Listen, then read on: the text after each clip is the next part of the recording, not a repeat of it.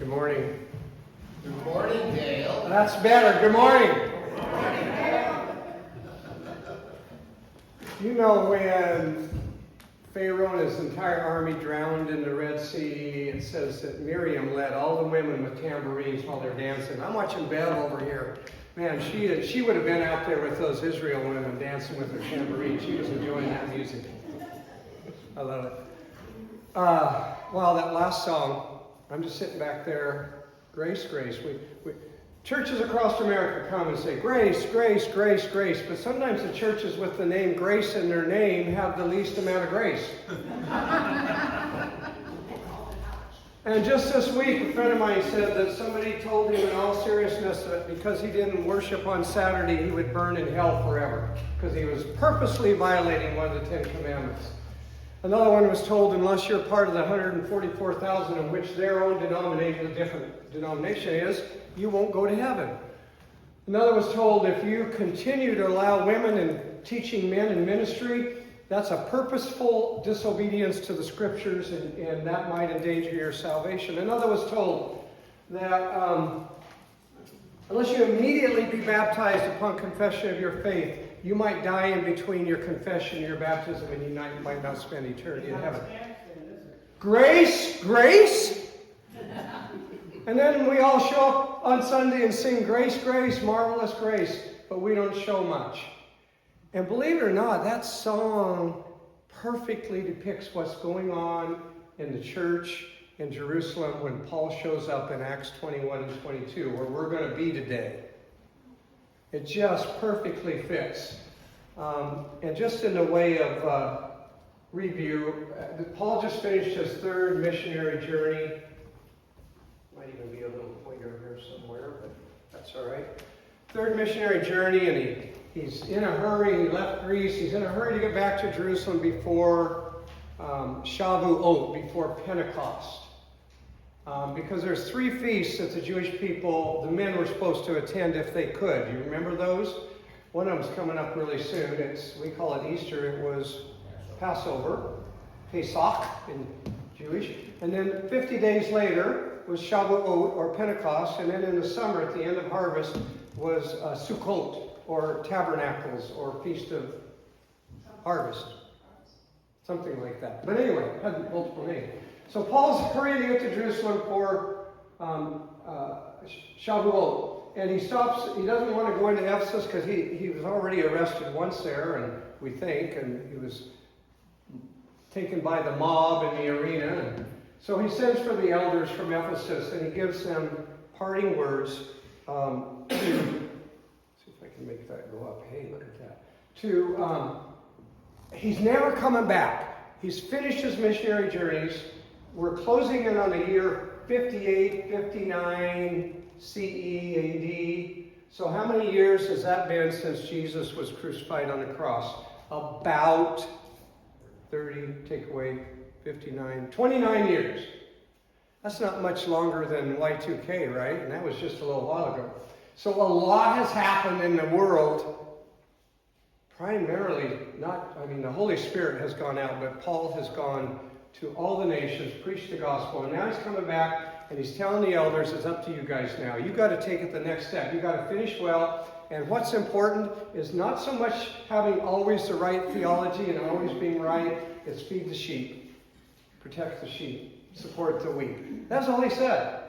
Not that healthy teaching and right belief system isn't important. But we just don't all agree on that. I don't think that we have to violate the principles of the Master in loving one another over our own thoughts. So anyway, he leaves Ephesus, starts sailing past Kos, past Patmos. He goes to Rhodes, and this was no longer standing, but prior to this, the Colossus of Rhodes was at the harbor as Paul sailed in. Right about mid-calf on each side was still there, and the rest of the statue was laying down. And Paul sailed into Rhodes, and there's something very interesting happened historically there. And today it was going to be all one sermon, but there's just too much. if we don't get the history and the culture and the setting at this time, we cannot understand 1st and 2nd Peter, we can't understand Jude, we can't understand Paul's last letter to Timothy, we can't understand 1st, 2nd, 3rd John, and we're really going to be confused on Revelation because what's going on in the world. It's the year 59, 7 years later, a revolt's going to start, Rome's going to come in, and in the course of the next 4 years, over 2 million Jewish people are going to die. The temple's going to be destroyed and flattened. So we're getting really close to a lot happening in Jerusalem, and we're going to look at, and we're starting, you know when you put that pot of water on, and it gets hotter and hotter and hotter, and then what happens all of a sudden? It boils. And that's what's going on in the temple in Jerusalem right now. It's getting hotter and hotter. We're going to look at the history a little bit. So I just want to tell you what happened here prior to the birth of Jesus. Who was king when Jesus was born? He wanted all the babies killed. Herod. And not only Herod, but there's like 9 Herods. Okay, so Herod the Great, the main one. The Jewish people called him Herod the Wicked. And he was wicked because we'll talk about that. But at the time of Herod was a young king, and there was a female pharaoh in Egypt named Cleopatra. And she had a boyfriend named Mark Antony. And they were like this, and Herod was pretty sure Mark Antony would be the next Caesar of the world. So Herod was buddy-buddy with Mark Antony. Cleopatra and Herod didn't like each other at all. They were always going back and forth and trying to get the better of each other. Well, another man named Augustus, Octavian, went to battle with Mark Antony and he won. He defeated Mark Antony. Cleopatra and Mark Antony committed suicide. Now Augustus is Caesar of the world and Herod is in an awful place, right? Because who did he support? What happens when somebody's in charge and you supported the other part? Okay, so Augustus is in Rhodes, and Herod finds out about it, and he sails there, and he walks right into the presence of Augustus, and he says, the same passion and dedication and faithfulness that I served Mark Antony is how I will serve you. And Augustus said, oh, okay. And he gave him more kingdoms. That happened in Rhodes, and they're probably remembering that as they're on their way to Jerusalem. So they get part way. Come on, we can do this. There we go. And they land in north of Jerusalem, and they're at the church there, and a prophet named Agabus comes and tells him that if you go to Jerusalem, what's going to happen?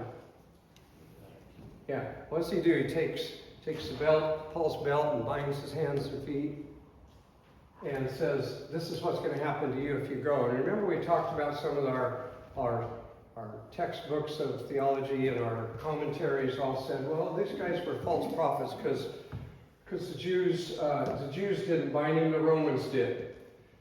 Well, the Jewish people were pretty much responsible for this, as we're going to see today, so we're going to read that. So I think Agabus was pretty much right on. So where are we going to go today? Acts 21, 17, 22, 30. Way too many verses to cover, but we'll see where we get. 5 things happen. I think I got 5 there. Paul meets with James and the elders. Paul's taken by the mob. Paul is arrested by the Roman soldiers. Paul gives his testimony to tens of thousands, and Paul will never see freedom again. Okay? That's where we're going. And I know this isn't probably your normal 3-point sermon where we look at a couple verses and we make some application, but the application will come, and it comes out of seeing history always repeats itself, doesn't it? And we may see some similarities there. So let's start with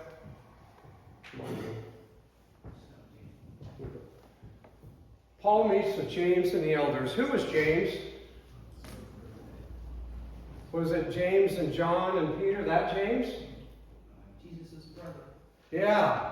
That James got beheaded by Herod Agrippa. And we'll talk about the 4 generations in just a minute. So this is the brother of Jesus. He was called James the Just. He had a nickname of being Old Camel Knees. Why was he called Old Camel Knees? You ever seen a camel and their knees, they look like all calloused? They said that he spent so much time on his knees praying, he had calluses on his knees, so they called him Old Camel Knees. This is about the year 58, 59, and 62. 3 years from now, James is going to be killed by the mob. One historian says he's thrown from the top of the temple and he doesn't die, so they beat him with a club. Another historian says they just stoned him and beat him. The water's about to boil. And Jesus predicted that when he said, this generation will not pass away until these things come to pass. And so we got a situation where we still have tens of thousands of Jewish Christians in Jerusalem, and they're all going to have to deal with this really soon. So James was left in charge of the church because he was the next brother to Jesus. Kind of like a king, if he died, his next of kin would become in charge. But that raises a question. In fact, maybe we should just pick up the story there. If you guys want to dig into your Bibles, we'll look and see. We'll start with verse 20. Well, maybe I'll start at 17. He'd come to Jerusalem. The brethren received us gladly. That's Luke talking. And now the following day, Paul went in with us to James, and all the elders were present. And after he greeted them, he began to relate one by one the things which God had done among the Gentiles through his ministry. And when they heard this, they began glorifying God and said to him, you see, brother, how many thousands there are among the Jews of those who have believed, and they are all zealous for the law. Well, we lose a little bit in translation here. James is telling Paul, this is amazing what happened with the Gentiles, but look what's going on in Jerusalem here. There are thousands of Jewish people who have become Christians, and they're zealous for the scriptures. I don't like that word law. It doesn't translate well from Hebrew to Greek to English. But they're zealous for the scriptures, for the Jewish Messiah that was predicted to come was Jesus Christ. And the actual Greek word there for how many is myriads. Myriads, plural. A myriad was supposed to be about 10,000. So if that's the case, we have at least 20,000 Jewish Christians in Jerusalem right now. And so that's how the church has, the yeast has begun to multiply in the dough. And Paul is going to get falsely accused. They're going to accuse him of teaching against the scriptures for the Jewish people, against the commandments for the Jewish people. And James, once again, is going to remind them that the teachings, verse 21, and they have told about you. They're saying that you are teaching all the Jews who are among the Gentiles to forsake Moses, telling them not to circumcise their children or to walk according to the customs. So James is saying we have all these 20, 30, 40, 50,000 Jewish Christians, but they're concerned that you're out there telling the rest of the world that Judaism has been done away with. And then they go on to say, just remember this. The commandments, many of these commandments were for the Jewish people, but for the Gentiles, don't do 4 things, right?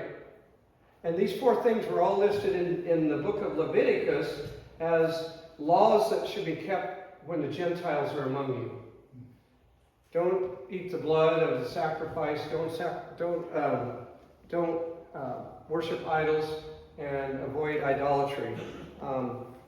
And James mentions that again in verse 25. We wrote to you the same as we wrote you. Abstain from meat sacrificed to idols, from blood, and from what is strangled, and from sexual immorality. And so then they suggested, in order to show this group of believing Jewish Christians that you are not teaching against Judaism, take these 4 men who have taken an oath, take them into the temple, do this ritual for them. You'll be demonstrating that you are still following the laws that pertain to the Jewish era, to the Jewish people. Remember, Paul kept saying there's neither Jew nor Greek, there's neither male nor female. Women didn't have to quit being women to be men, and Jews didn't have to quit being Jews to be Christians, and Gentiles didn't have to become Jews to be Christians. It was going to be one new man. And we've been through that over this last year, talking about that. It's different from much of what our theology and our teachers teach. But James makes it very clear that Paul's been falsely accused of those things, which is very funny.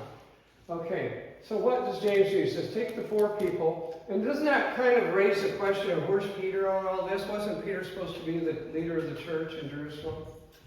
You know, we don't hear from Peter after Acts 15. Peter gets this vision that Gentiles are included. He and Paul work that out. Peter tells everybody Gentiles are in. And then Paul and Peter get this little friction in Acts 15 because Peter comes up to Antioch and he's eating with Gentiles and he's fellowshipping with them until the Jews come, and then all of a sudden he steps back and he's only out there with the Jewish people. And Paul kind of gets down on him for that. But Peter was given by Jesus the right to bind and to loose. To him was given the keys. He was going to be the leader of the church. And right now I think he's just working behind the scenes. I think he's that Christian leader that if they find out where he's at, he's not going to survive the day. And what's going on in Jerusalem right now is, let's see if I can go to that next one, is Paul's about to be taken by the mob. And there are what's called the Zealots in the mob. Some of them are called the Sicarii, and they're known as assassins. And so let's just talk about this for a minute if we could. They call themselves Zealots because they said God was zealous. And Exodus 20 says, you shall not worship them or serve them, for I, the Lord your God, it says a jealous God. But the word is kana, which means zealous. And sometimes it gets translated zealous, sometimes jealous, depending on the context, and it's always hard to know how to do that. But it says, I am the Lord your God, I am a zealous God, and I will visit the iniquity of the fathers on the children on the 3rd and 4th generation of those who hate me, but showing loving kindness to 1,000 generations. How many generations has there been since Adam? Like 150 if you go like 40 years. So we still got a lot of generations that God's going to still show loving kindness for, right? But there's some words in this that we sometimes take wrong. Visiting the iniquity. Visiting there is the Hebrew word pakad, and it means to pursue.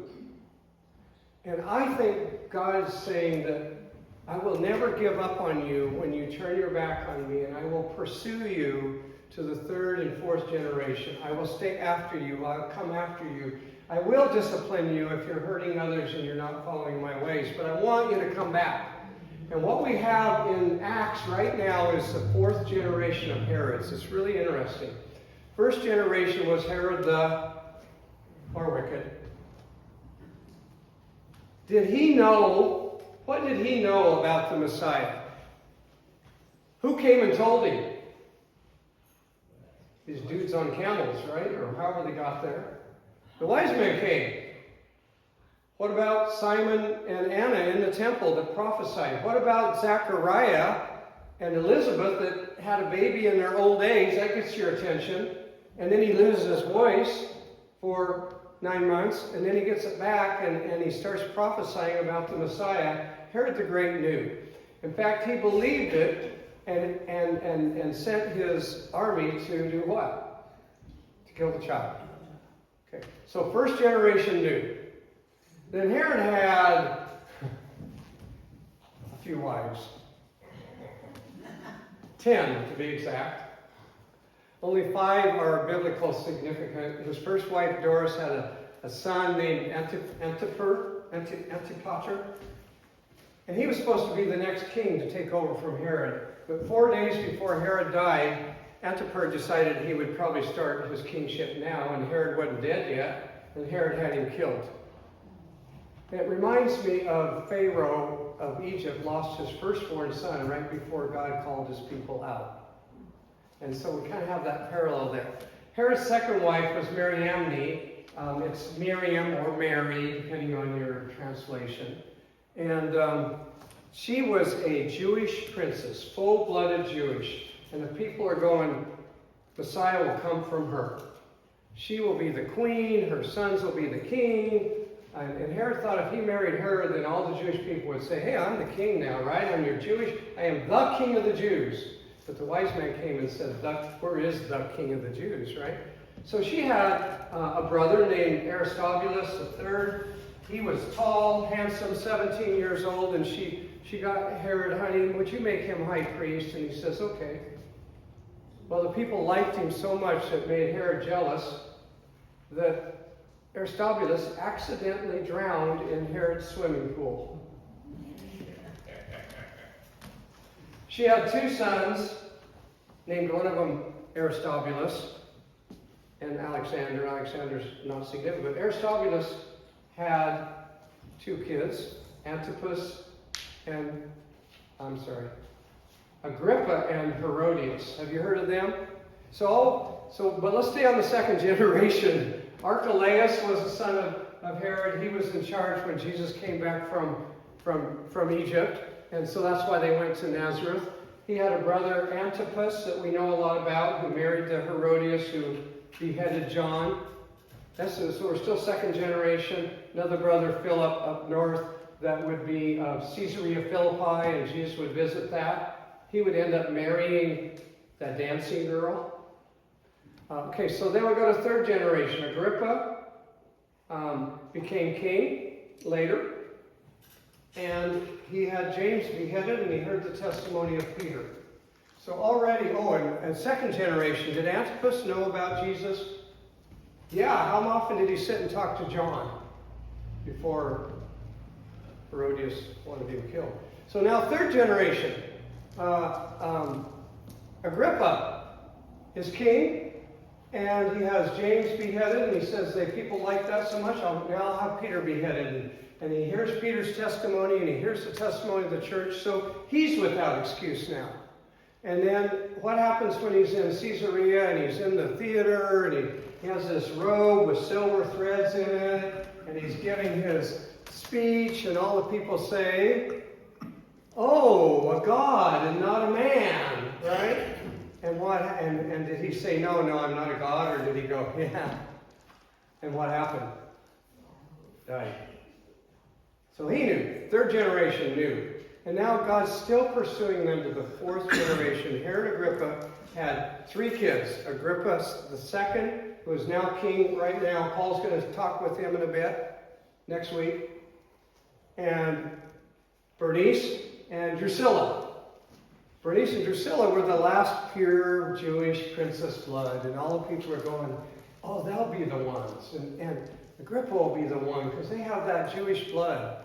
And so they're but Bernice decided that she'd have an affair with Caesar. She was sleeping with her own brother. Drusilla, they had faith hopes for, but she ended up marrying Felix, that Paul's going to be in front of pretty quick.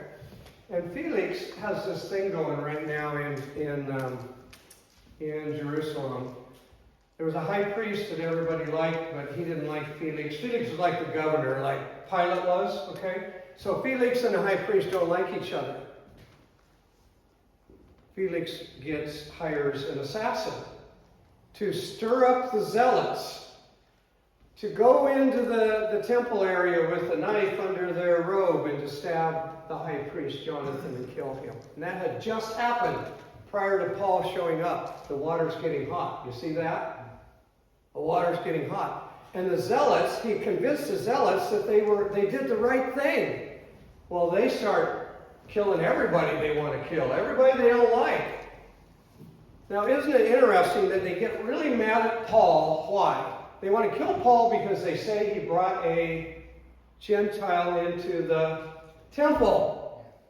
But they're killing people in the temple, but Paul's the bad guy, right? Because they're zealous for what they think is right. Where's the grace, marvelous grace? We would never do that, would we? So there's your fourth generation. He's pursuing he's showing each generation of Jewish leadership Jesus was Messiah.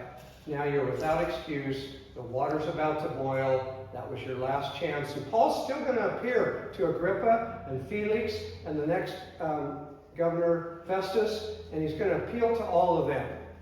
And remember, Herod Agrippa said, quit speaking or you're going to make me a Christian. And Paul said, well, I sure hope so.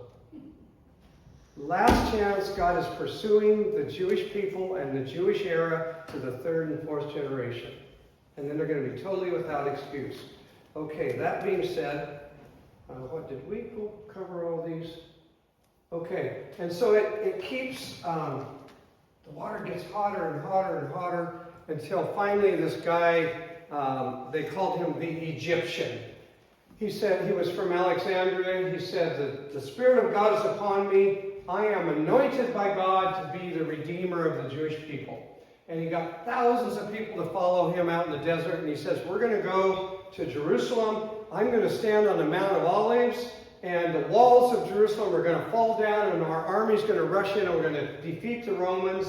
And we're going to rule the world. And he had hundreds of people coming. But Felix found out about it.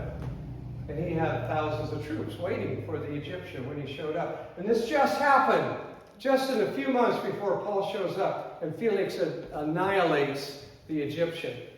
But the Egyptian gets the troops, but the Egyptian gets away. That's why the Romans going to say, are you the Egyptian? Did you come back?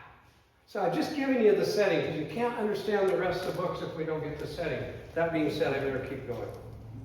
Okay. What do you do here? Okay, so Paul gets arrested. And it kind of seems like Paul should be a little bit more anxious, right? Have a little bit more issue. I want to give you the setting, though.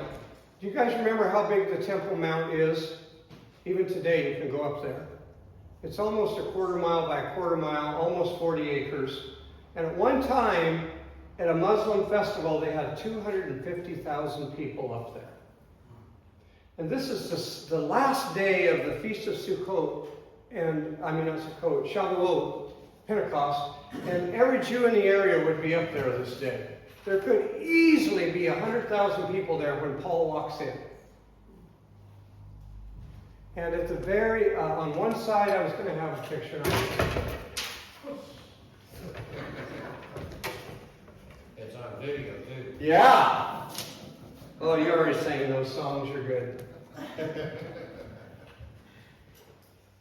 I was going to have a picture because on the east side is the portico of Solomon, porticos everywhere, and then on the south side is a set of stairs that went up to Antonia Fortress, where the Romans were constantly on watch up there.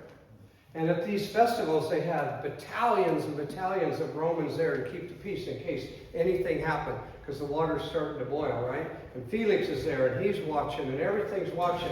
And all of a sudden, Paul comes into the temple, and he gets assaulted by the mob. And you'd think he'd be a little more worried, but what did Paul say in 2 Corinthians about what he'd been through? 5 times I received from the Jews 39 lashes, 3 times beaten with rods, 1 stoned, 3 times shipwrecked, the night and day I spent in the deep. And he goes on to talk about all the hardships.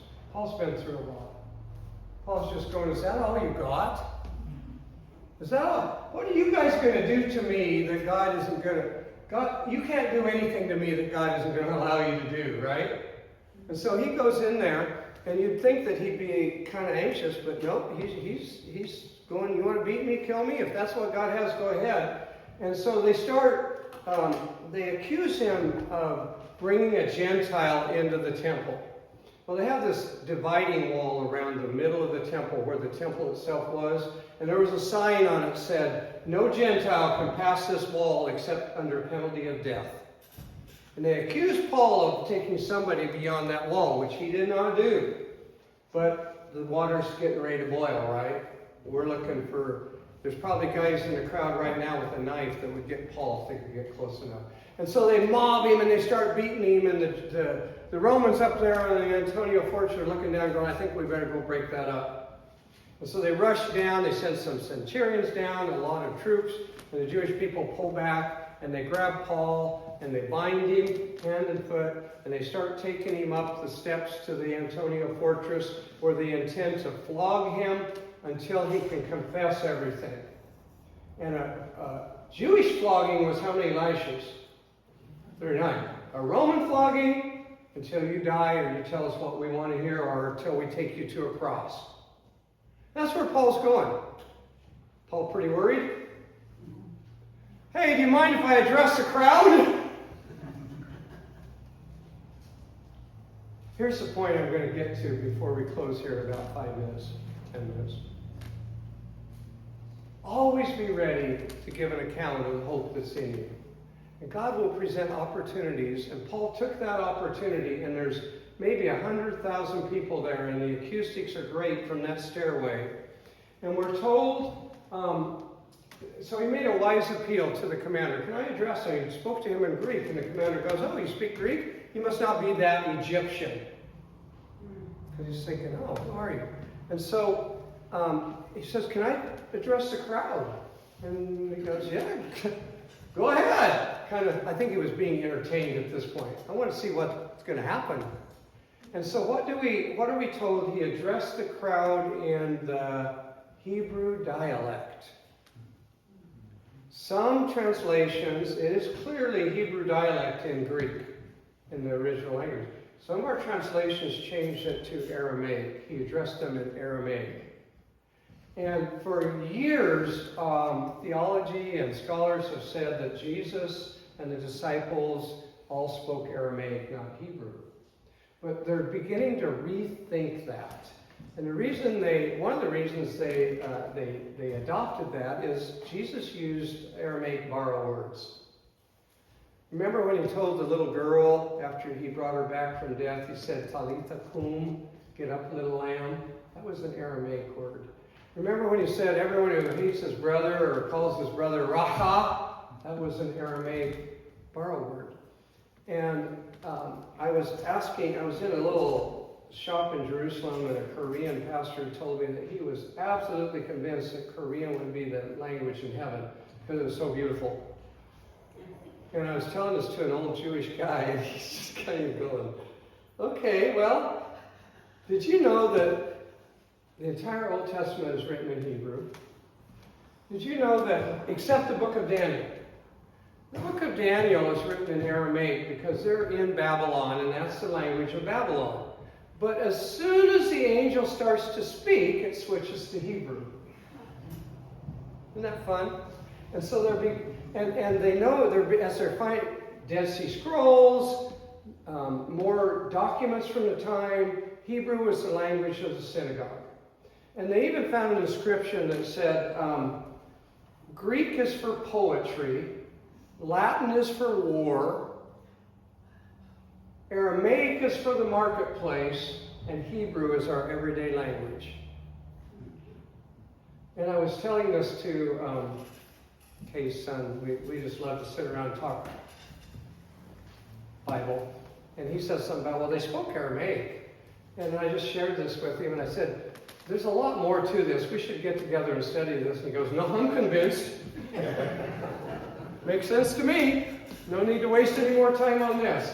And it makes sense because if you look at the Aramaic translation of the Old Testament, it's a very, it takes a lot of liberty in the commentary. But anyway, he addressed them in Hebrew.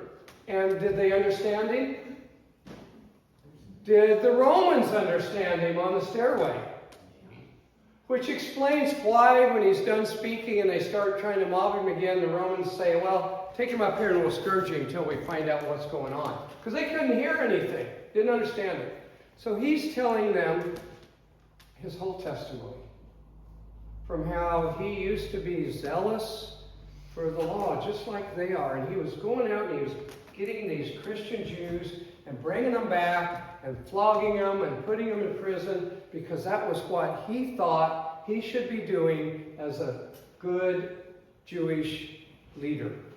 And he even tells them, I studied under the feet of Gamaliel. Gamaliel was the grandson of the great Hillel. He was on the Sanhedrin. He was very well known, and Paul was one of his disciples, just like Peter, James, and John was a disciple of Jesus. So he's got their attention. They're going, oh, wow. And then he tells them, I was on my way to Damascus, and I was going to arrest Christians there. And what happened? The light the light hit me so bright that I lost my vision. And the Lord spoke to me. He tells the whole story. He talks about how Ananias was told by the Lord, come and restore his sight and baptize him. And he tells about how he was baptized and how he went back to Jerusalem. And he was in a, let's see if I can get this one up here. What's this one? I might not have even, okay, I missed that. Let's go, I want to look at this really quick because it's kind of fun. If we go to verse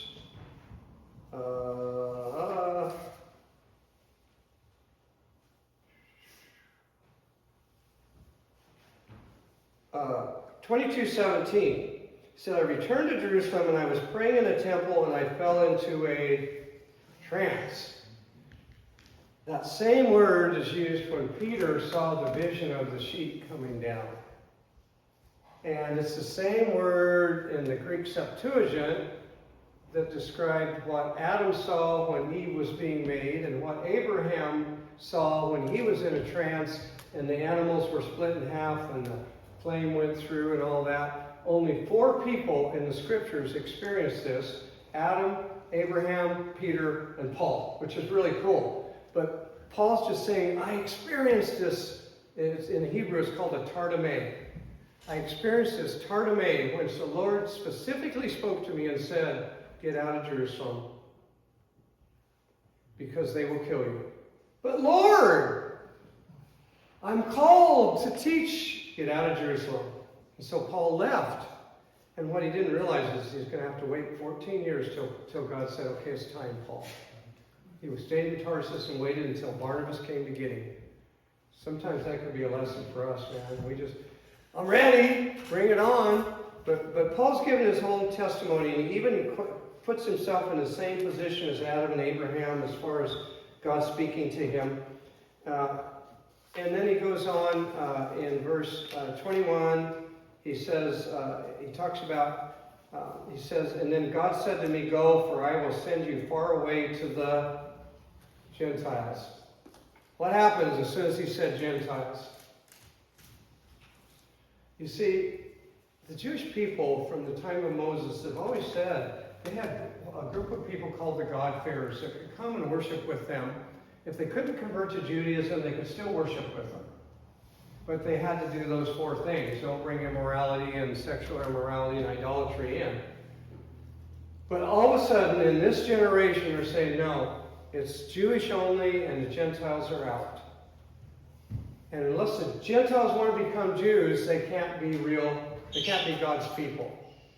Do we ever do that? Unless you want to believe like we do, unless you worship on the right day, or you get baptized at the right time, or you believe the right view of Revelation, or you believe the right view of this or that, you might not be in heaven or quite as favored by God.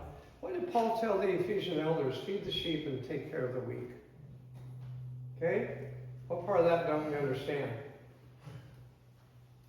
Pretty clear. But we get into this arguing over every minutia, and then we sing grace, grace. So as soon as Paul said Gentiles, the mob just went crazy. The water's getting ready to boil, and the soldiers going, okay, get him out of here. Take him up and we'll flog him, because they didn't hear just what happened. And that's where we're going to take over next week, because they stretch him out. He's already, he's tied up, he's on this pedestal, the punishing Roman is there with his cat and, the sharp glass and stuff and the whip, and he's just getting ready to whip him, and he says, I love it. Paul's not panicked, is he? Is that all you got? He goes, is it okay to flog a Roman citizen? You're a Roman citizen?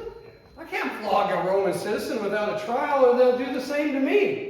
Hang on. And he goes, anyway, that's where we'll pick up next week. But what I want to finish with is Paul said, sanctify Christ as Lord in your hearts, and always be ready for what? Always be ready to make a defense to everyone who asks you to give an account of the hope that is in you. Always be ready. Who would have thought when Paul walked into that temple with those 4 Jews to do their little purification thing, that he'd be up on those steps, bound by Roman soldiers and giving his testimony to 100,000 people? Always be ready to make a defense. And we don't know what that opportunity might be for us. Paul said in 1 Corinthians 2:2, "For I determined to know nothing among you except Jesus Christ and Him crucified." Is that the main thing? Should we keep the main thing the main thing? Yeah. And so, in closing, Paul will never see freedom again. He said in 1 Corinthians 9, when he was his last letter to the people in Corinth, because they had a lot of Olympics there, so it's a good analogy. He said, "Do you not know that those who run in a race all run, but only one receives the prize? So you run in such a way that you can win. And everyone who competes in the games exercises self-control in all things. Then do it to receive, and they do it to receive this perishable wreath, whoopee, but you do it for an imperishable. Therefore I run in such a way as not without aim. I box in such a way as not just beating the air. I buffet my body and make it my slave, lest possibly after I preach to others, I myself should be disqualified." Paul said to 2 Timothy, in a couple of years from now, he's going to write his last letter to Timothy. When he's done, he says, "I'm already being poured out as a drink offering, and the time of my departure has come. I fought the good fight, I finished the course, I kept the faith." And Cheryl and I were sitting down. It's a tough contest between Bible and coffee in the morning. Which one wins out? But this morning we had coffee, and we're sitting there going, it has been a week. And it's kind of a testimony here. God took us last Sunday to Independence, Oregon, to look at this great piano that was supposed to be just perfect for our church. And we get there, and the top had been damaged. It was horribly out of tune. It just wasn't going to work. And so we're driving back home, and she's driving, and another piano just pops up on Marketplace, and it's on the way home. And I thought, what's the chances that person would accommodate us on the way home? And sure enough, they answered back, and long story short, they had to leave, but we had 20 minutes to get there, and we got there, and Cheryl knew immediately, as soon as she played this piano, that it was it.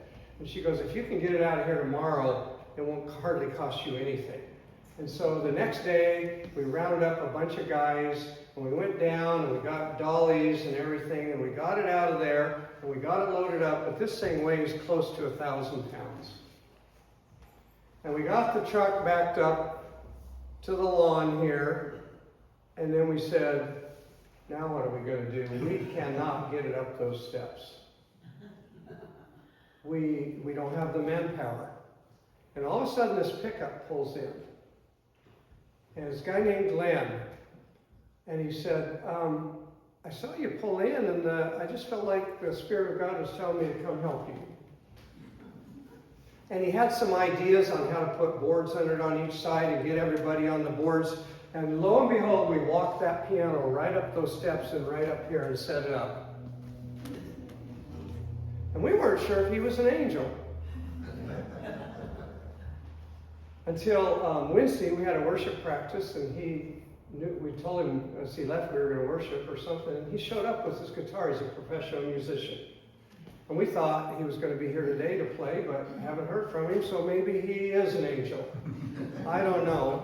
But it was just that confirmation that we needed. I just wanted to share that because we're sitting there this morning going, we had that, and we had this, and we had that, and we had that, and I'm tired. And whatever happened to sitting on the porch drinking lemonade in your rocking chair in retirement, right? And she's always a spoil sport going, I don't think we're supposed to retire. I think we're supposed to just keep on keeping on.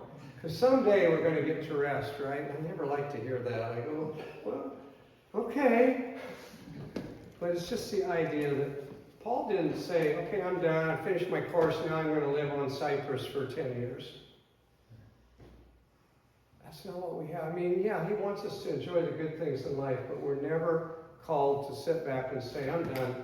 Because there could come that moment tomorrow when you have a chance to share the hope that is in you, to make a defense to everyone around you. And next week we're going to finish Paul's time with Felix.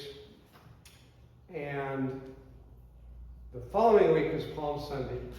I'm really anxious to do the triumphal entry and what it meant when they were lining that roadway with their palm branches and throwing their coats down, and what all was going on there. And then, of course, the next week is Easter. And a couple pastors and I are going to go to Israel in May, and on our last day we're going to retrace all the steps of the last day of the crucifixion and the resurrection. So I'll be sharing with you the places that we're going to go. So what do you take home today? Are you inspired by Paul that he wasn't afraid to walk into that mob? Are you inspired that he wasn't afraid? He's going, oh man, I'm glad they got me out of here. No, he said, can I talk to them? It never hurts to say, hey, can I ask you a question when you're with somebody, right? Can I ask you a question? On a scale of 1 to 100, how good do you have to be to get into heaven? That's a good one. And so always be ready. And even we may enter a time of political persecution. I think we are getting a taste of some of the stuff that can go on, and it might even be from our own church. We might have denominations persecuting denominations. It might not just be all political. We saw a taste of that in the COVID. Brother against brother, right? Husband. And that's our human nature and our human heart. And God is bigger than that. He wants to redeem us from that. He wants to show us grace, marvelous grace. Amen? I haven't had many of those today. All right. Well, I'm going to pray for us, and we're going to close in a song that I think really sums up where we're at today. So, Lord, I just thank you that you gave us Paul, you gave us the testimony of Paul, the example of Paul. Father, give us the strength to finish well, to feed your sheep, to help the weak, to keep on running the race until you tell us it's time to be done. And we just commit this next week to you, and we look so forward to Easter and what you want to do. And we pray in Jesus' name. Amen.